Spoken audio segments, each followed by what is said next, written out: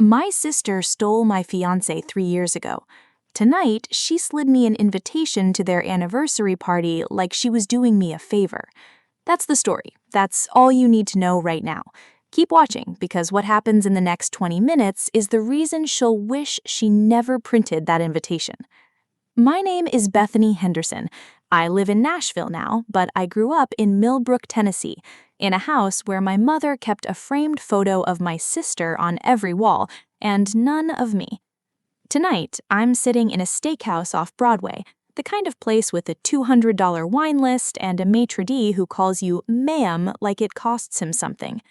My family rented the back room, my sister Kaylee's 10-year anniversary. 10 years married to Toby Davidson, the man I was supposed to marry.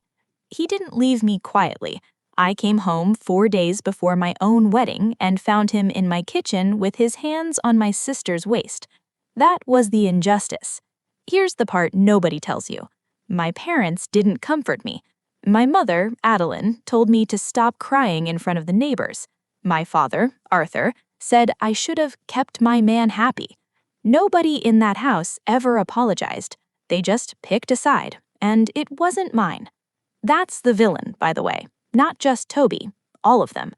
So tonight, I walk into that back room in a plain black dress, no jewelry, and I sit down across from the 4 people who buried me alive and called it a family decision. Kaylee doesn't waste a second.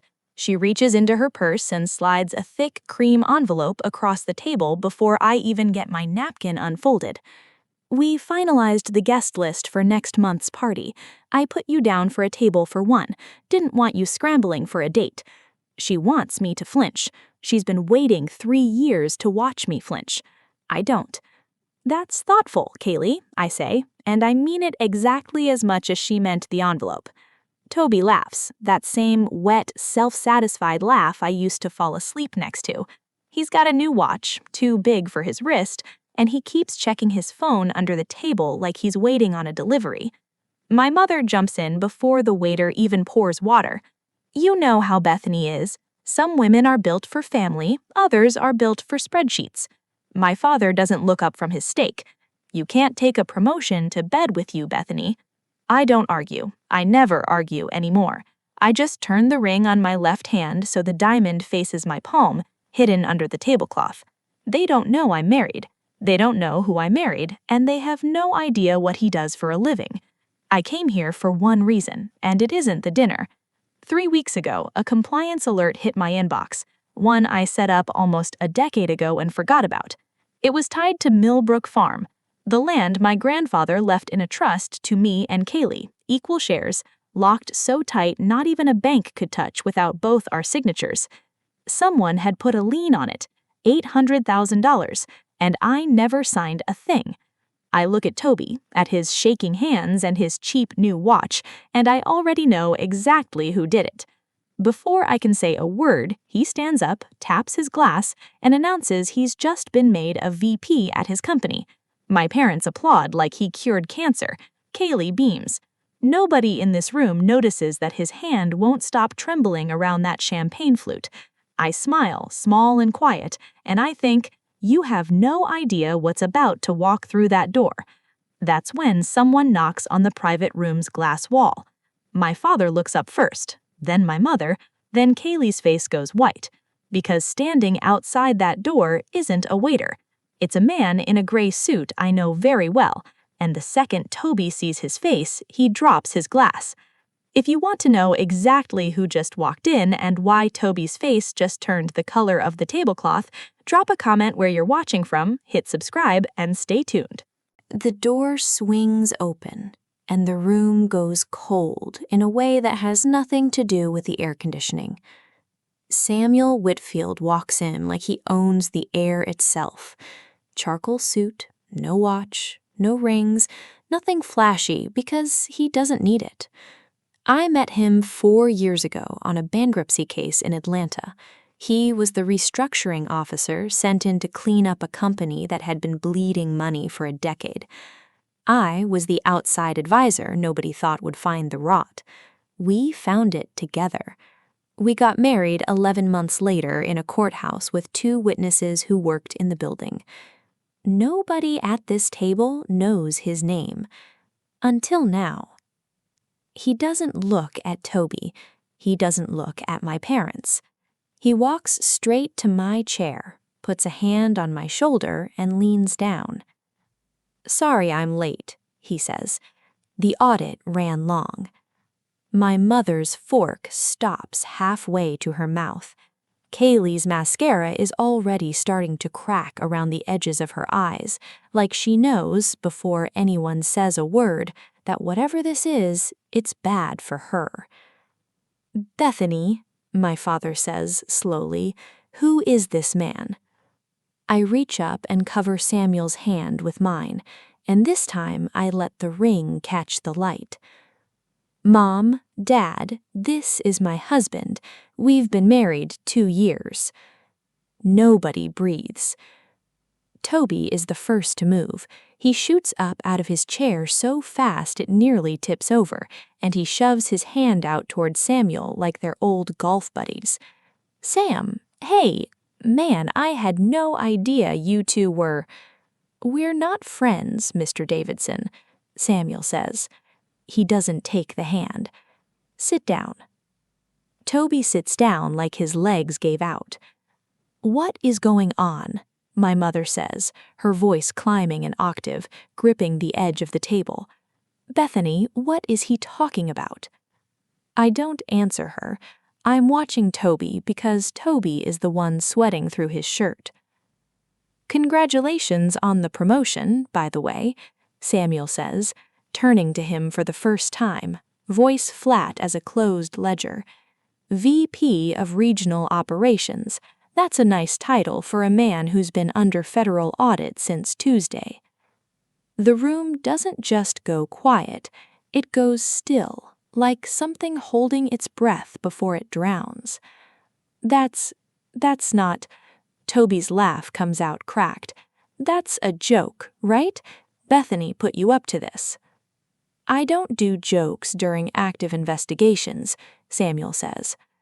Kaylee grabs Toby's arm. "What is he talking about, Toby?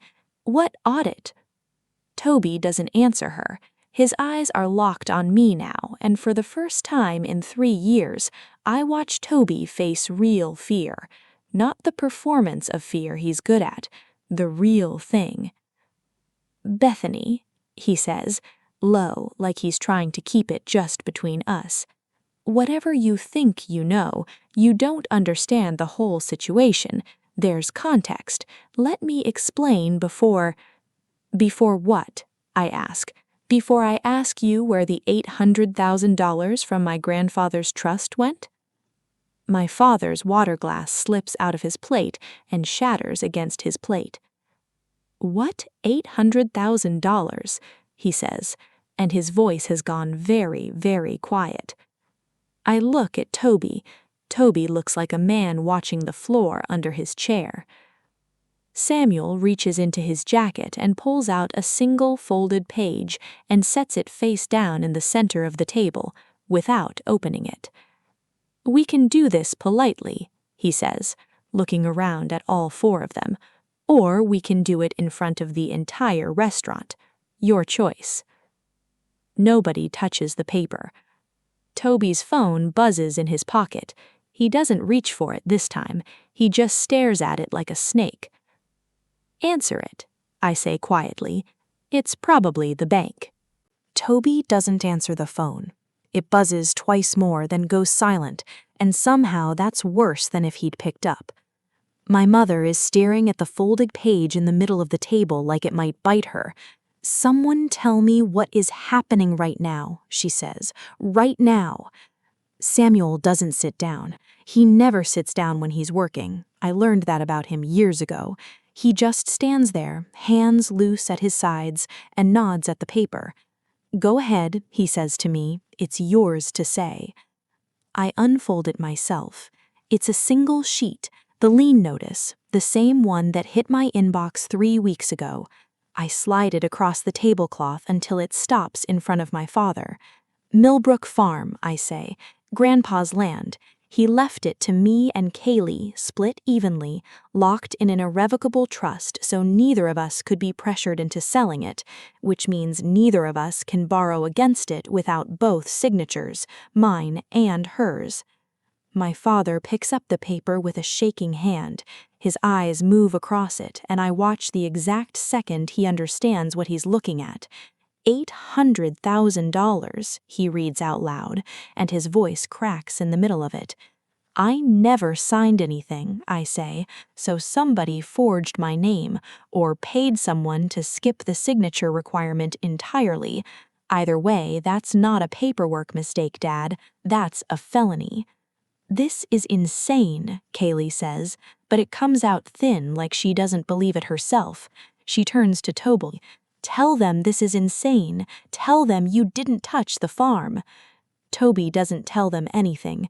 He's staring at the tablecloth like it owes him an answer. Toby, Kaylee's voice cracks. Toby, look at me. I was going to pay it back, he says, so quiet I almost miss it. The table goes silent in a way I've never heard a room go silent. My mother's hand flies to her mouth. My father sets the paper down like it's suddenly too heavy to hold. $800,000, my mother whispers. The loan, Toby says. His voice is climbing now, panicked, the words tumbling out faster than he can control them. You used my grandfather's land to cover a shortfall at work? Kaylee says slowly, like she's hearing her own voice from somewhere outside her body. It's not, Kaylee, it's complicated. Don't. Her hand slides off his arm like it's suddenly something dirty. Don't you dare call it complicated. Samuel steps forward and sets his phone down on the table, screen up, a single line of text glowing on it. Before you finish that sentence, Mr. Davidson, he says, you should know your company's compliance office froze your accounts 40 minutes ago. That's not a coincidence. That's the audit I mentioned. Toby's face goes the color of the tablecloth. You've had people watching me, he says. I've had people watching the money. You just happened to be standing next to it. My father is staring at the shattered water glass on his plate like it's the only thing in the room he still understands. $800,000, he says again, to no one. That land has been in this family for 60 years. Had, past tense, I say, because whoever forged that signature didn't just steal from a bank, they stole from me. Kaylee looks up at me then, and for the first time all night there's no smirk on her face, no pity, nothing performed at all, just something raw and frightened. Bethany, did you know, before tonight, did you already know it was him? I don't answer right away. I let the silence sit there long enough for her to understand what my silence means. Samuel's phone buzzes again. He glances at it, and something in his expression changes, just slightly, just enough that I notice, because I know his face better than anyone at the table. There's one more thing you should all hear, he says, turning the phone toward the table. It's a voicemail from the bank's fraud division. It names a second person who signed off on releasing the funds. Toby's head snaps up. That's not, you can't have that, that's not possible. It's not your name they gave me, Samuel says, quietly, looking past Toby, down the table. He's looking at my father. The words land like a physical blow. Kaylee's hand goes to the back of her chair like she needs something to hold on to. What do you mean, the first family? She says. Samuel taps his phone once and turns it so the table can see.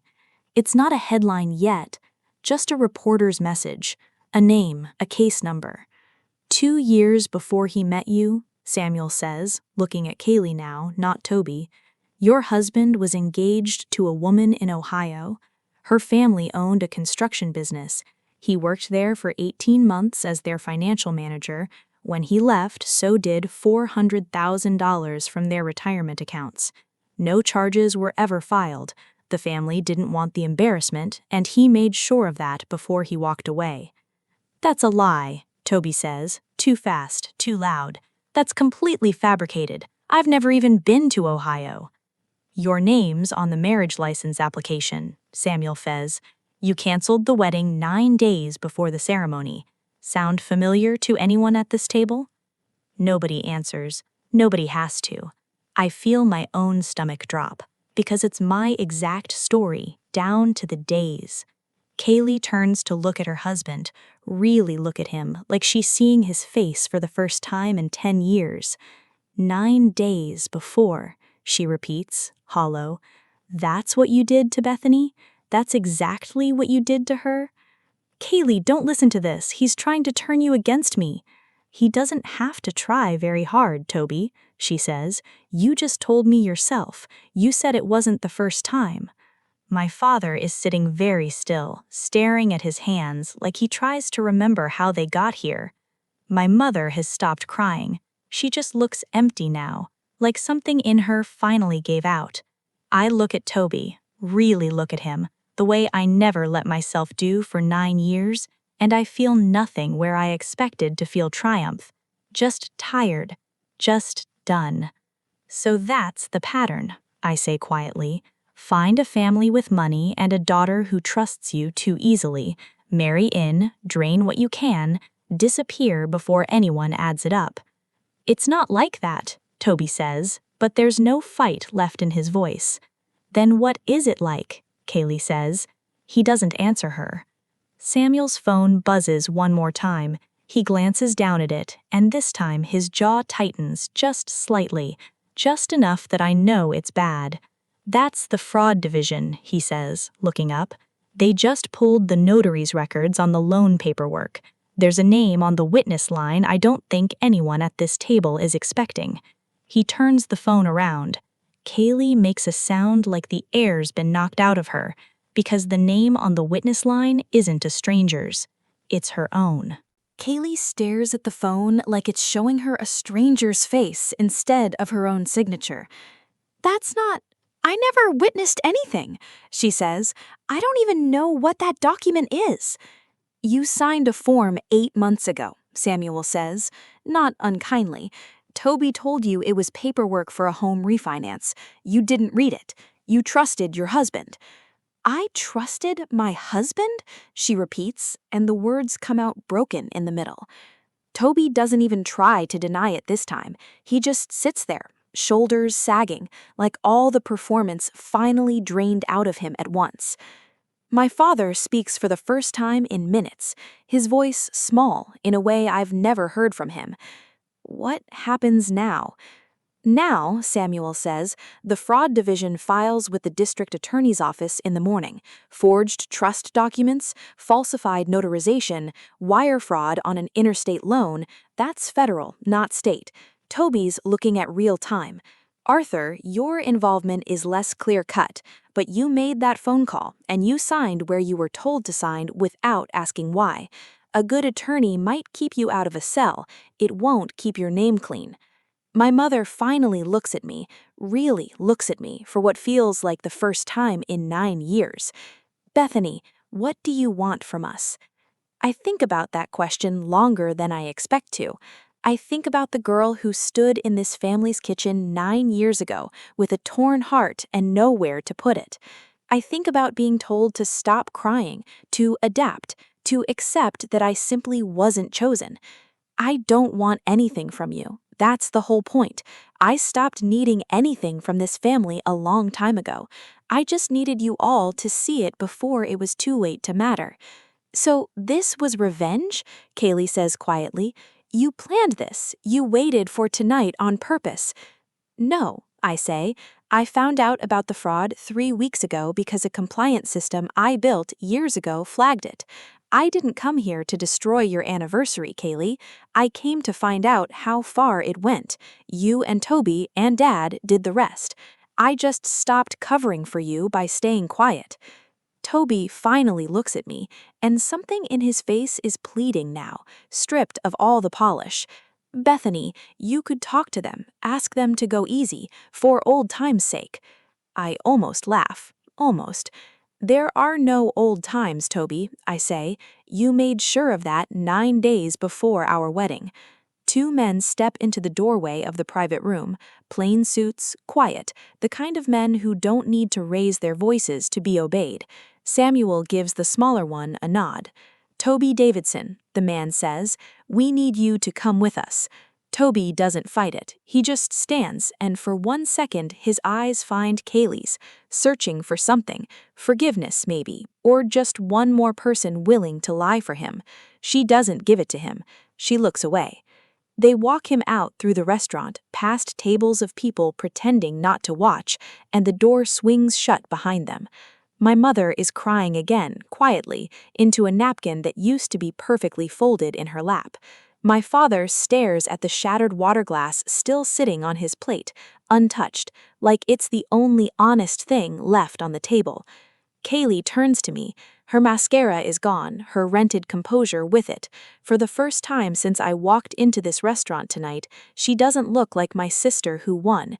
She looks like a woman who just found out she was never really playing the same game as everyone else. I didn't know. About Ohio. About any of it. I swear to you, I didn't know. I believe you, I mean, but not knowing isn't the same as innocent, Kaylee. You knew how you got him, you just never asked what that meant about him. She doesn't have an answer for that. Nobody at the table does. I stand up. Samuel's hand finds mine, steady, warm, real, the opposite of everything else in this room. "Bethany," my mother says, one last time, her voice cracking. "Please, we're still your family." I look at her for a long moment. I think about the hallway 9 years ago, the door closing softly instead of arms opening. I think about how long I waited for this family to choose me, and how I finally stopped waiting. You had 9 years to be my family. Tonight isn't when that ended, it just finally became visible. I don't wait for a response. I turn, and Samuel and I walk out of that private room together, past the same tables, the same watching strangers, out through the same doors I walked into hours ago as someone else's afterthought. Outside, the night air is sharp and clean. I take a breath that feels like the first real one in years. I don't feel triumphant. I don't feel avenged. I just feel, finally, like my own.